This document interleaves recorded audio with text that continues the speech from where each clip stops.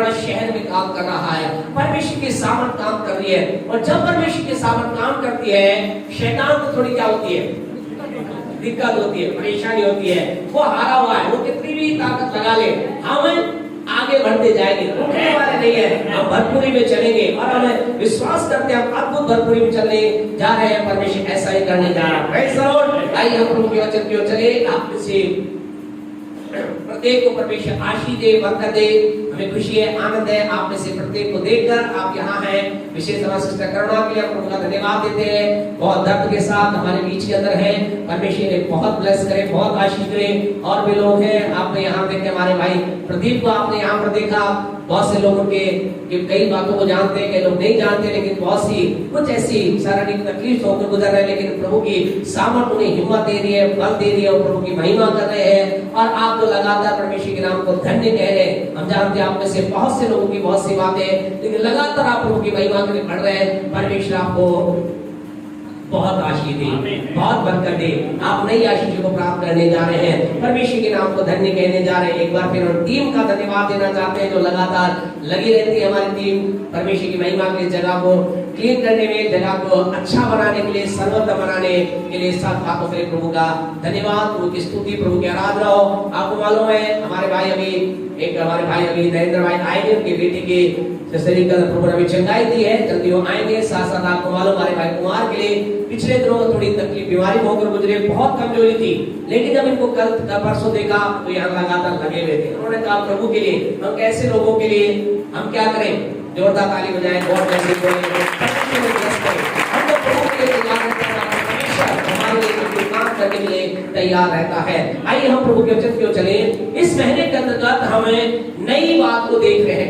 हम क्या देख रहे हैं, नई बात को देख रहे हैं। और कल जब ये इस पर विचार किया जा रहा था, तो कई लोगों ने सोचा हाँ पास्टर साहब का नई बात है, इसका मतलब क्या है, नई जगह में हम जा रहे हैं। जाएंगे, जरूर जाएंगे, चिंता ना करें। परमेश्वर जब कुछ कहता है उसे पूरा करता है। यशायाह नबी की पुस्तक उसका 43 उसकी 19 को, यशायाह नबी की पुस्तक उसका 43 उसका 19 को हम पढ़े, वहां से हम प्रारंभ करेंगे आज के इस संदेश को जो प्रभु ने इस महीने के लिए आपको और मुझको दिया है। यस, देखो मैं एक नई बात करता हूँ, देखो मैं एक नई बात करता हूँ। आपसे कहना चाहते हैं इस महीने के अंदर परमेश्वर ये कह रहा है आपसे, मुझसे परमेश्वर कह रहा है मैं एक नई बात करने जा रहा हूँ, मैं एक नई बात करूंगा, मैं तेरे जीवन में एक नई बात करूंगा। और उसके अंदर हमने एक दो स्टेप को हमने देखे थे।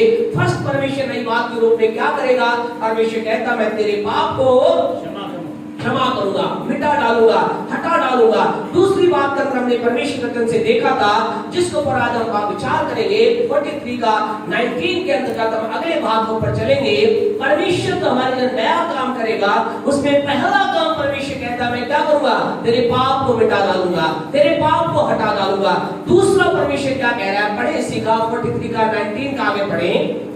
प्रकट होगी जब तुम मुझसे अनजान रहोगे, मैं जंगल में एक मार्ग बनाऊंगा, मैं जंगल में एक मार्ग बनाऊंगा। आपसे कहना चाहते हैं rejoice the people of God. अब परमेश्वर के लोग आपसे कहना चाहते हैं आनंद मनाएं। परमेश्वर कह रहा है मैं तुम्हारे लिए मार्ग तैयार करने जा रहा हूं। आज की सुबह आपसे कहना चाहते हैं, आप जिस भी बात को लेकर यहाँ पर आए हैं, अगर आज आप यहाँ बीमारी की अवस्था में आए हैं, तो आपको कहना चाहते हैं परमेश्वर आपकी चंगाई के लिए मार्ग बनाने का वायदा करता है। अगर आज यहाँ पर आप एक दुखी अवस्था में आए हैं, परमेश्वर कह रहा है मैं तुम्हारे जीवन में आनंद का मार्ग बनाने जा रहा हूं। यदि आप यहाँ निर्बुद्धि के रूप में आए हैं, एक हारे हुए व्यक्ति के रूप में आए हैं, एक हारे हुए बिजनेसमैन के रूप में आए हैं, अगर आप यहाँ पर एक हारे हुए विद्यार्थी के रूप में, स्टूडेंट के रूप में आए हैं, तो आपसे कहना चाहते परमेश्वर कह रहा है मैं तेरे लिए एक विजय का रास्ता बनाने जा रहा हूं। परमेश्वर एक मार्ग तैयार करने जा रहा है। परमेश्वर कह रहा है मैं तेरे लिए एक मार्ग तैयार करूंगा। परमेश्वर कह रहा है मैं तुम्हारे लिए, परमेश्वर किसके लिए कह रहा है, आपके लिए कह रहा है, मेरे के लिए कह रहा है। परमेश्वर कह रहा है मैं तेरे लिए एक मार्ग तैयार करने जा रहा हूं। उत्साहित हो जाइए, आनंदित हो जाइए, परमेश्वर के लोगों को उछलिए, कूदिए, प्रभु के नाम की महिमा कीजिए। इस महीने के लिए परमेश्वर कह रहा है मैं तुम्हारे लिए जंगल में एक रास्ता तैयार करने जा जा रहा हूँ, मैं तुम्हारे लिए एक रास्ता बनाने जा रहा हूँ, मैं तुम्हारे लिए एक मार्ग तैयार करूंगा। और आज हम उस मार्ग के बारे में हम बातचीत करेंगे। वो मार्ग के अंतर्गत क्या कुछ है जिसे परमेश्वर करेगा, कौन सी बात है जो आपको करना है।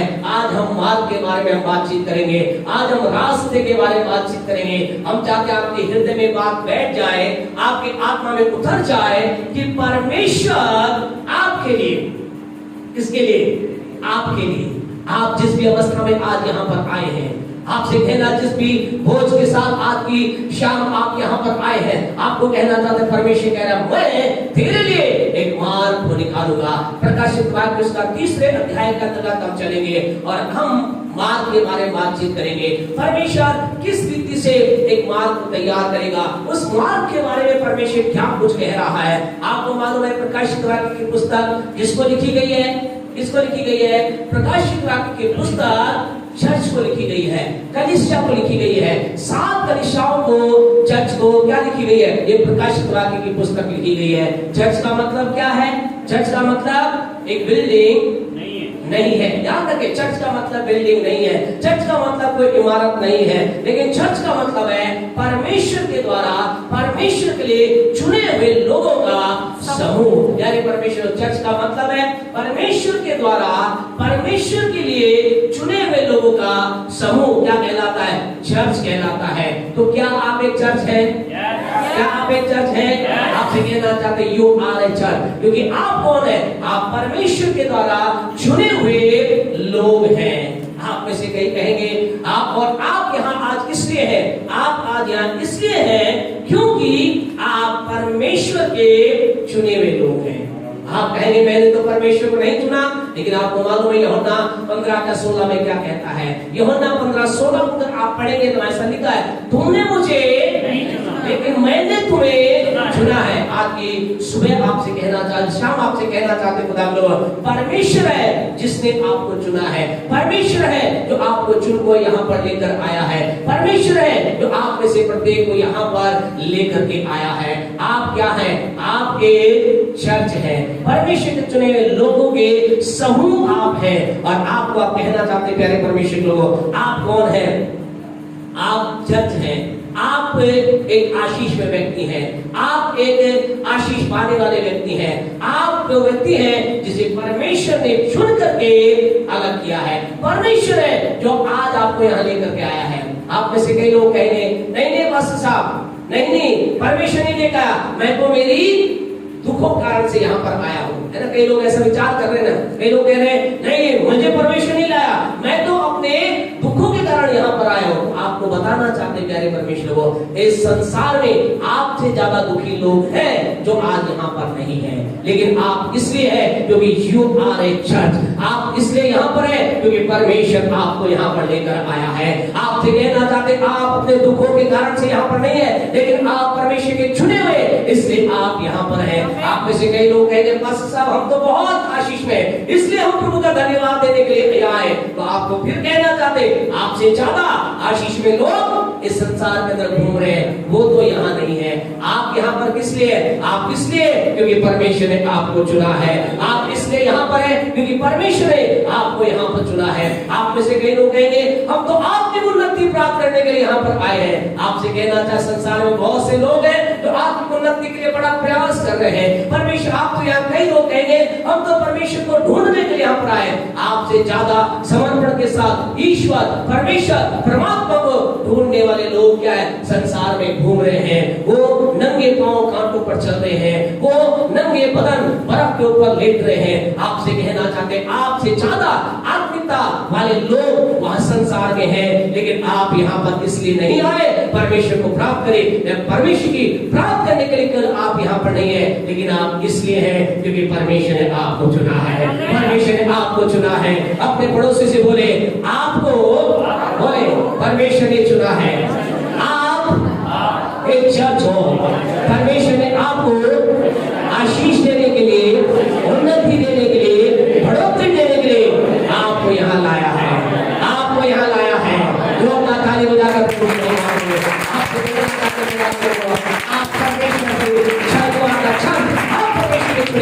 इसलिए आप यहाँ पर हैं और हम जो परमेश्वर के लोग हैं, हमसे कुछ परमेश्वर कह रहा है। हमने कहा प्रकाशित वाक्य की पुस्तक किसके लिए लिखी गई है? कलीसिया के लिए, चर्च को लिखी गई है। इसका मतलब जो कुछ इसमें लिखा है वो परमेश्वर किससे कह रहा है? मुझसे कह रहा है, आपसे कह रहा है, मुझसे बात कह रहा है। तो परमेश्वर क्या कह रहा है? पढ़े प्रकाशित वाक्य 3 उसकी 7 आयत को पढ़े, क्या कहता है? एफेस की कलीसिया के दूत को ये लिख, हाँ जी, कि जो पवित्र और सत्य है, हाँ, और जो दाऊद की कुंजी रखता है, हाँ, जिसके खोले को कोई बंद नहीं कर सकता, हाँ, और बंद भी को कोई खोल नहीं सकता, हाँ जी, वह ये कहता है, सुनिए, वो ये कहता है। किससे कहता है? मुझसे कहता है, किससे कहता है? मुझसे। बता करके आपसे कह रहा है ना? वो आप मुझसे कह रहा है। क्या कह रहा है वो? कि मैं तेरे कामों को जानता हूँ, मैं तेरे कामों को जानता हूँ। आपसे कहना चाहते हैं, बी अलर्ट। इस बात के लिए आप अभी आप उत्साहित हुए, बहुत आनंद रहा। ओ मैं एक चर्च हूँ, परमेश्वर का चुनाव। लेकिन एक बात को याद रखें, परमेश्वर आपके और मेरे कामों को जानता है। परमेश्वर कामों को जानता है। कौन सा काम आप कर यहाँ पर आए हैं? काम करके आए, अच्छी बात है। कारनामा करके तो नहीं आए ना? तो याद रखें, अगर कारनामा करके आए हैं, खुदा हम जानते हैं आप में से कोई कारनामा करने वाले लोग नहीं, काम करने वाले लोग हैं। अगर आए हैं तो भी परमेश्वर उसको जानता है। अभी हमारा विषय वो नहीं है, अभी उसके ऊपर बाद में कभी हम बात करेंगे।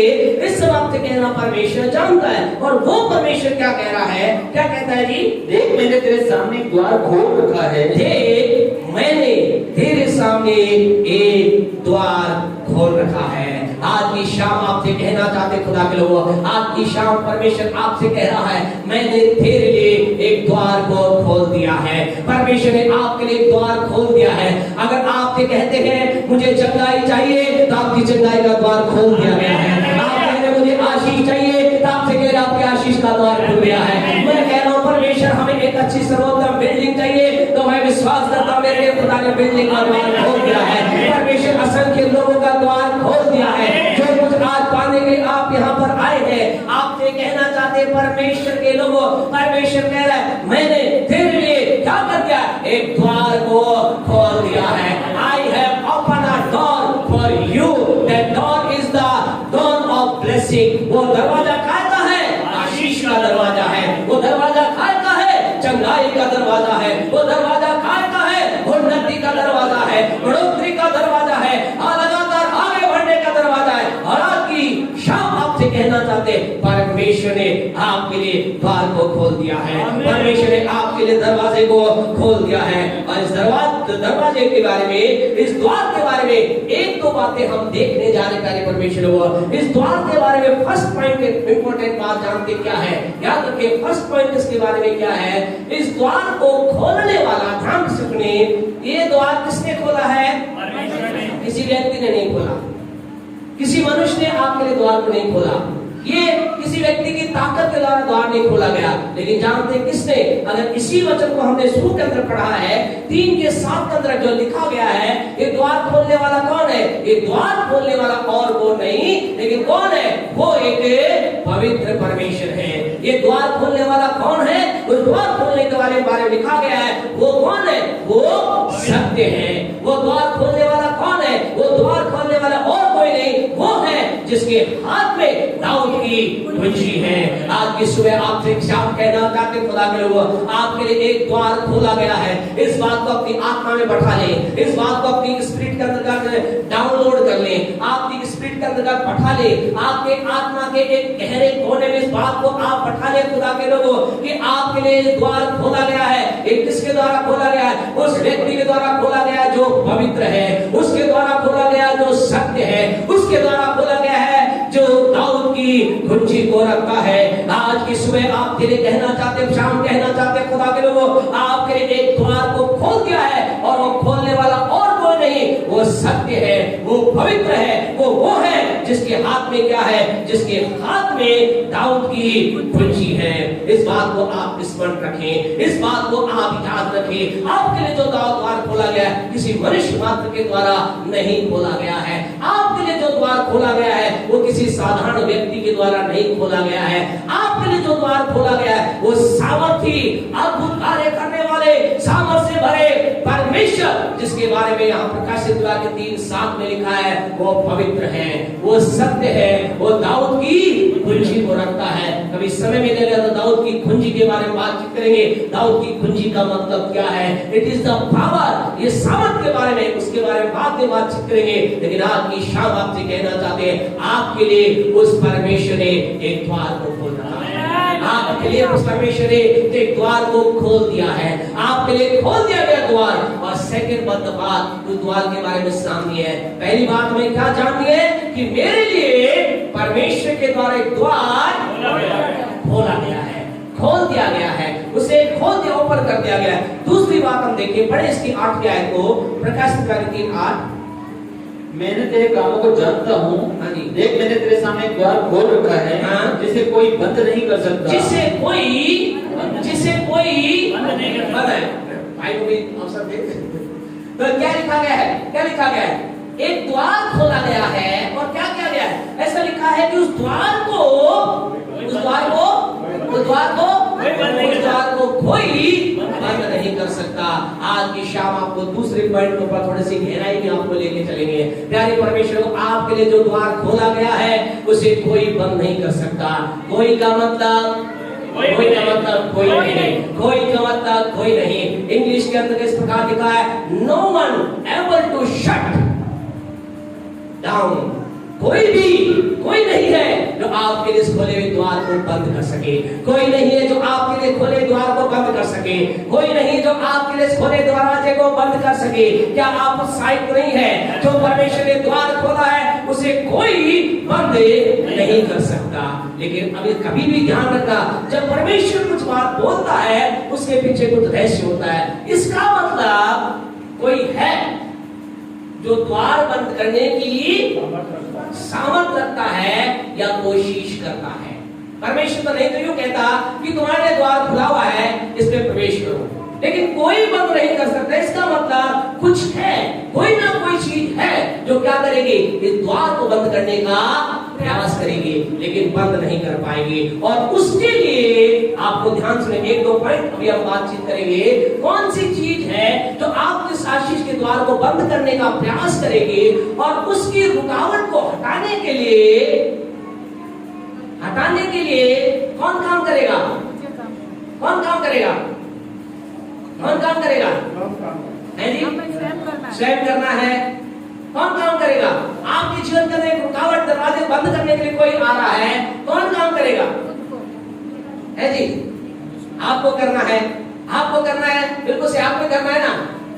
हाँ जी, आपको ही करना है, बिल्कुल सही है। कुछ काम है तो आपको करना है, क्योंकि परमेश्वर कुछ नहीं करेगा। परमेश्वर ने क्या कर दिया है? परमेश्वर ने द्वार को खोल दिया है। परमेश्वर ने कहा, मैंने तेरे दरवाजे को खोल दिया है। I have open a door for you.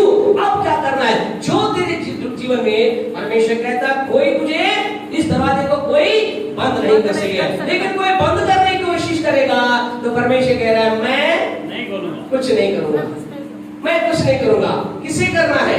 आपको करना है, मुझे करना है। और आज जीवन के अंतर्गत कई बार समस्या यहाँ हो जाती है, हम ये विचार करते हैं, हम ये विश्वास करते हैं परमेश्वर ने मेरे द्वार को खोल रहा है, और जब कोई रुकावट आती है तो हम कुछ अलग तरह की बातचीत करते हैं। जल्दी से 1-2 पॉइंट को हम देखेंगे। कौन है जो आपके द्वार को बंद करने की कोशिश करता है? कौन है जो आपके जीवन के अंतर्गत उस आशीष को आने के लिए रुकावट बनता है? जल्दी से चले, यशायाह 59 का 1 चले, जल्दी जल्दी हम चले ताकि ठीक समय पर हम खत्म कर सके। हाँ जी, यशायाह 59 का 1 पढ़े।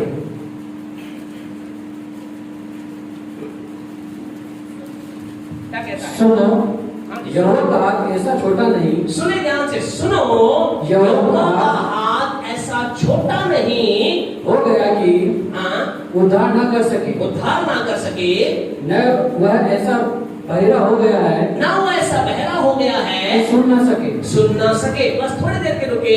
यहाँ पर परमेश्वर क्या कह रहा है? परमेश्वर का हाथ ऐसा छोटा नहीं हो गया है। इसका मतलब परमेश्वर का हाथ क्या है? बहुत बड़ा है। परमेश्वर का हाथ बहुत बड़ा है। परमेश्वर का हाथ कहीं भी पहुंच सकता है। कई बार आपने देखा ना, जब एक बड़ा तगड़ा जो अपराधी होता है वो कहीं जाकर छुप जाता है, और फिर इसको क्या है, पुलिस वाले फोन करके बोलते हैं, क्या बोलते हैं?